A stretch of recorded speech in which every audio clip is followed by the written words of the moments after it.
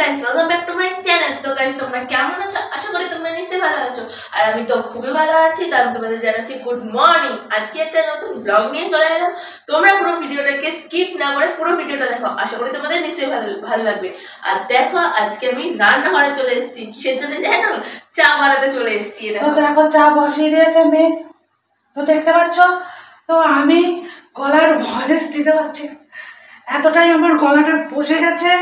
তো মেয়েই বয়সটা দেবে যে কয়দিন আমার গলাটা ঠিক না হয়। আর দেখো আজকে কি রান্না করব সেটা মেয়ে বলে দিচ্ছে।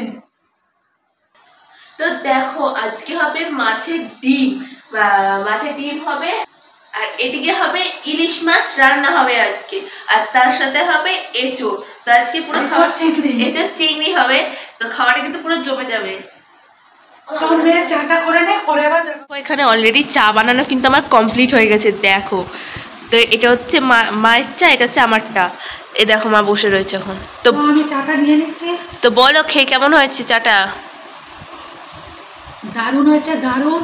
তো আমার গলার জন্য আমি চার একবার খাওয়া হয়ে গেছে আবার। তো চা হয়ে গেছিলো বলে চিংড়ি মাছগুলো দেখাতে পারিনি। দেখো কত সুন্দর চিংড়ি মাছ। আর দেখো আমার বাপের বাড়ির গাছের ইঁচড় কেটে রেখেছি। আর দেখো পেঁয়াজ রসুন আদা দিয়ে ইঁচড়ের জন্য আলুও কেটে রেখেছি। আর ইঁচড় কিন্তু বসিয়েও দিয়েছি, মশলা দিয়ে কষাচ্ছি। আর কারা কারা ইঁচড় ভালো খাও অবশ্যই কিন্তু তোমরা কমেন্টে। আমি কিন্তু ইঁচড় রান্না কমপ্লিট করে ফেলেছি। আর ইঁচড়ের রান্নার কালারটা দেখো কত সুন্দর এসছে।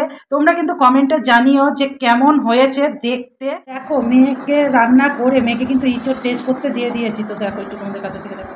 তো দেখো মেয়ে বসে পড়েছে খেতে। তো মেয়ে খেয়ে বলবে কেমন হয়েছে ইঁচড়টা রান্না।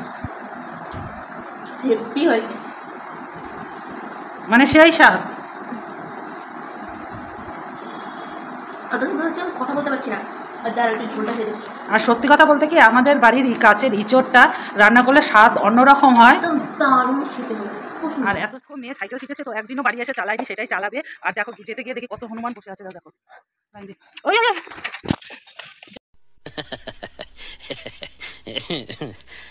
শিখতে যাবে, তো দেখো কত হনুমান ওখানে লাইন দিয়ে বসছে।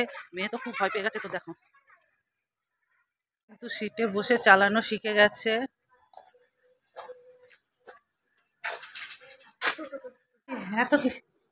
অনেক জিনিস কিনে এনেছি।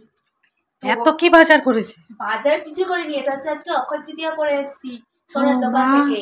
জুয়েলার্স? হ্যাঁ, মা জুয়েলার্স থেকে করে এসেছি। আর এখান দিয়ে দোকান দিয়ে অনেক জিনিস কিনে এনেছি। বাবা, এত কি কিনে?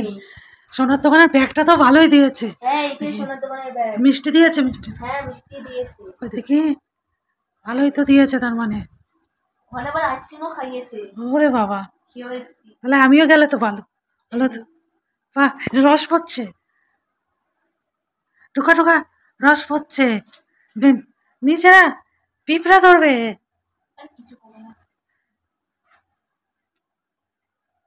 এখানে ঝুলিয়ে রাখি। হ্যাঁ, আর এখানে তো অনেক জিনিস এনেছি। বাবা তাই? হ্যাঁ, খুলি বল দেখি কি এনেছিস। একটু বসে নিবি, একদম হাঁপিয়ে গেছি। তো দেখো, যা এনেছি না, তুমি দেখলে একদম চমকে যাবে। 4খানা টক দই, 4খানা টক দই নিয়ে এসেছি। দই টক দই তোর ইসে লাগবে, টক বেশি লাগবে না, সেরকম বুঝেই এনেছি। 3খানা লস্যি, 3খানা লস্যি নিয়ে এসেছি, যেহেতু একদম ডিসকাউন্টে দিচ্ছিল আজকে। কোন মলে? হ্যাঁ, স্মার্ট পয়েন্টে থেকে ডিসকাউন্ট দিচ্ছে। হ্যাঁ, ডিসকাউন্ট দিচ্ছে লস্যিটাই। আর এ দেখো, আমার জন্য ক্যাডবেরি সিল্ক নিয়ে এসেছি। এই দেখো সিল্ক। তো ফার্স্টে ভেবেছিলাম ডেয়ারি মিল্ক আনবো, তারপর না। এই দেখো পপকর্নের প্যাকেটও নিয়ে এসেছি, বাড়িতে বানিয়ে খেতে পারবো বলে।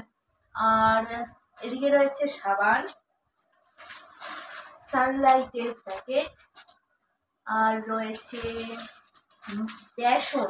এই যে বেসনটা। বাবা, অনেক কিছু নিয়ে এসেছিস। আর দাঁড়াও, আর একটা জিনিসই রয়েছে, বিস্কুট নিয়ে এসেছি। তো এই লস্যিটা খাবো, 4খানা টক দই রেখে দেবো। আর এগুলো আমি সব ফ্রিজে রেখে দিলাম, এটা নর্মালে রাখবো। আর এটা ফ্রিজে রেখে দেবো, কেননা এটা এখন খেতে পারবো না বলে। না, এত জিনিস খাওয়ার পর আমার পেটে আর কিছু থাকবে। তো দেখো কত জিনিস কিনে নিয়ে এসছে আজকে, অনেক জিনিস কিনে এনেছে। তো গাইস, আজকে ভিডিওটা আমি এখানেই শেষ করলাম। তো তোমাদের ভিডিওটা কেমন লাগলো অবভিয়াসলি কমেন্টে জানিও। আর যারা আমাদের চ্যানেলটাকে এখনো সাবস্ক্রাইব করোনি, অবভিয়াসলি আমাদের পিঙ্কি শাহ ডেইলি ব্লগ চ্যানেলটাকে সাবস্ক্রাইব করে দিও। তো গাইস, টাটা, গুড নাইট।